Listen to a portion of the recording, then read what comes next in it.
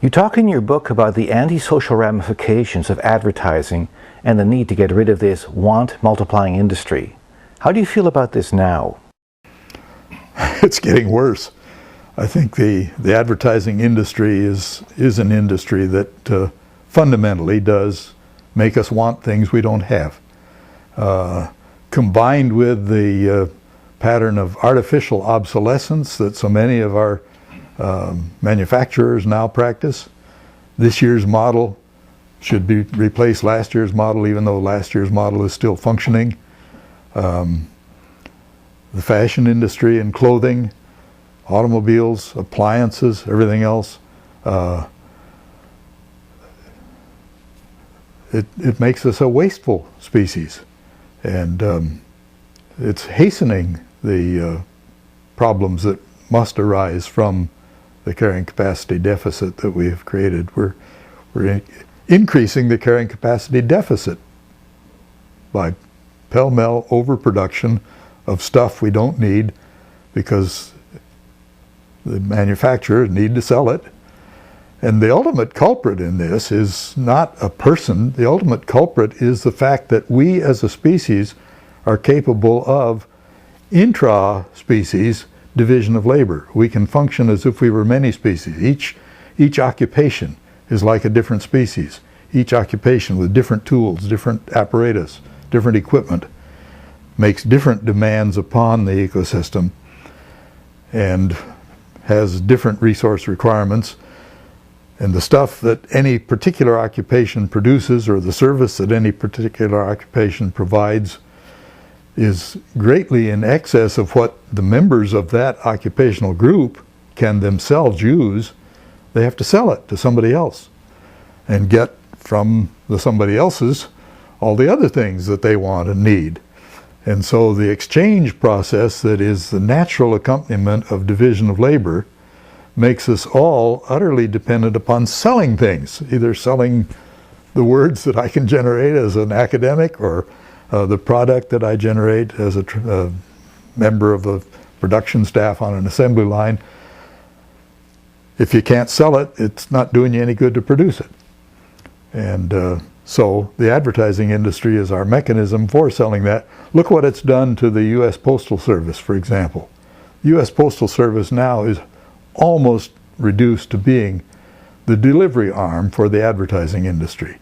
The stuff that we get out of our mailbox each day is almost entirely advertising, catalogs and things. That's partly because modern electronics has made the delivery of real mail mostly by email, but it's also because the postal rates are such that all of this junk mail that comes to us is sent at a lower rate of postage than even the second ounce of a 1 ounce letter. It makes no sense, really. Certainly if you have an ecological perspective, it makes no sense. But it does make sense from the standpoint that we've got an economy now in which everybody has to sell something in order to get the things that they want.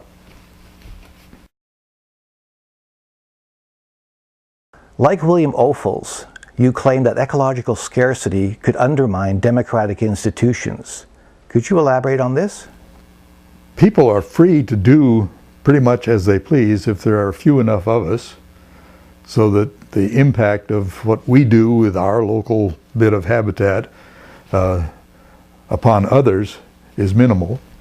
But when there are too many of us, and when we're trying to do too many things, anything we do impinges upon others.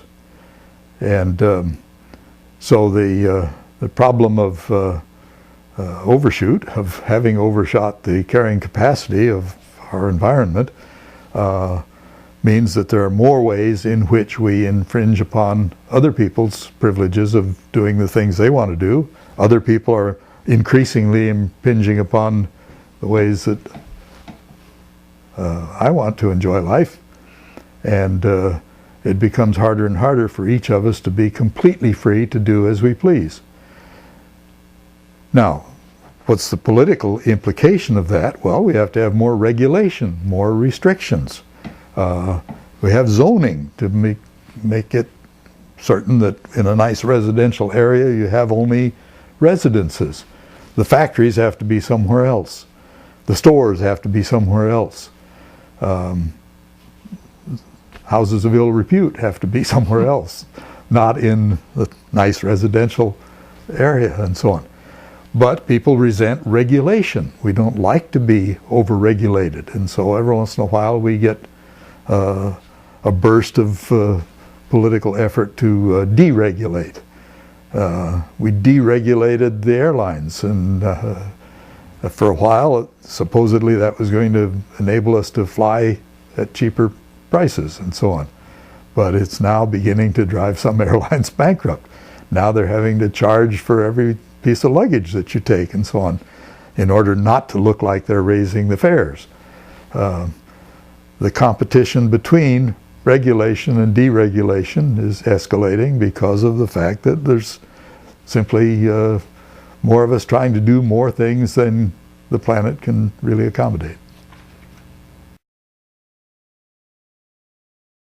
You said in 1980 that those in your own field, sociology, were so impressed with humankind's special attributes that they almost lost sight of our biological underpinnings. Do you think that sociologists, and social sciences generally, have finally woken up to humankind's true nature? Some have, many haven't. There was an interesting sociologist by the name of Piotr Alexandrovich Sorokin, born, as you could tell from the name, in Russia. He was an emigre from the Soviet Union to the United States, taught at the University of Minnesota for a while. He wrote a book on hunger as a factor in human affairs that was one of the early ones really to take account of the fact that a human organism is still, after all, an organism. He was inspired to write that book by the fact that he had to live through the Russian famine, and he was aware of other ways besides hunger in which the human organism is subject to the influences of the physical, biological, chemical characteristics of its environment. I don't know that that book ever sold very well, but for a while it was very difficult for a sociologist who was trying to say things along those lines to get that sort of thing into print, because that just wasn't part of the culture of the social sciences.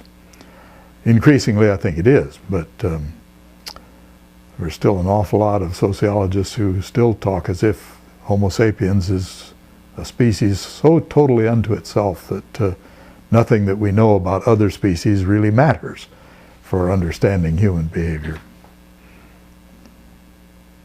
And I think that's true of the social sciences generally. Perhaps, well, I don't know whether I want to say this, economists, I think, are perhaps even more detached from the real world than sociologists are, but social scientists in general are very much detached. Emil Durkheim used the term "the economists" as a derogatory term when he was launching sociology. I can understand that. Overshoot has recently been translated into Russian and is now being translated into Spanish. Have recent ecological events spurred a renewed interest in your book? Apparently, the sales have picked up in recent years, and I'm frankly surprised that the publisher has kept it in print all these years. I'm pleased. It's never been a bestseller, so I didn't get rich off of it, but it's paid for a few trips.